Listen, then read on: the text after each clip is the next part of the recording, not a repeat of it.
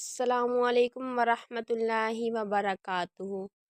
امید کرتی ہوں کہ انشاءاللہ سب خیریت سے ہوں گے۔ تو ناظرین، آج ہم پڑھیں گے خلاصہ قرآن کا تیسرا پارہ۔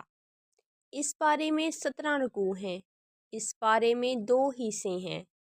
بقیہ سورۃ البقرہ 8 رکوع، ابتدائے سورۃ آل عمران کی 9 رکوع۔ پہلا حصہ سورۃ البقرہ کے بقیہ حصے میں 3 باتیں ہیں: 2 بڑی آیتیں، 2 نبیوں کا ذکر، صدقہ اور سود۔ 2 بڑی آیتیں: ایک آیت الکرسی ہے جو فضیلت میں سب سے بڑی ہے، اس میں 17 مرتبہ اللہ تعالیٰ کا ذکر ہے۔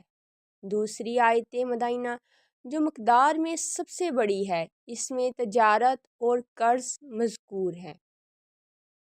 2 نبیوں کا ذکر: ایک حضرت ابراہیم علیہ السلام کا نمرود سے مباحثہ اور احیائے موتیٰ کے مشاہدے کی دعا۔ دوسرے عزیز علیہ السلام جنہیں اللہ تعالیٰ نے 100 سال تک موت دے کر پھر زندہ کیا۔ صدقہ اور سود: بظاہر صدقے سے مال کم ہوتا ہے اور سود سے بڑھتا ہے، مگر در حقیقت صدقے سے بڑھتا ہے اور سود سے گھٹتا ہے۔ دوسرا حصہ سورۃ آل عمران کا جو ابتدائی حصہ اس پارہ میں ہے، اس میں 4 باتیں ہیں: سورۃ البقرہ سے مناسبت، اللہ تعالیٰ کی قدرت کے 4 قصے، اہل کتاب سے مناظرہ، مباہلہ اور مفاہمہ، انبیاء سابقین سے عہد۔ سورۃ البقرہ سے مناسبت یہ ہے کہ دونوں صورتوں میں قرآن کی حقانیت اور اہل کتاب سے خطاب ہے۔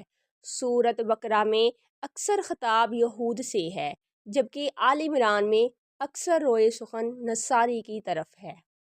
اللہ تعالیٰ کی قدرت کے 4 قصے: پہلا قصہ جنگ بدر کا ہے، 313 نے 1000 کو شکست دے دی۔ دوسرا قصہ حضرت مریم علیہ السلام کے پاس بے موسم پھل کے پائے جانے کا ہے۔ تیسرا قصہ حضرت زکریا علیہ السلام کو بڑھاپے میں اولاد عطا ہونے کا ہے۔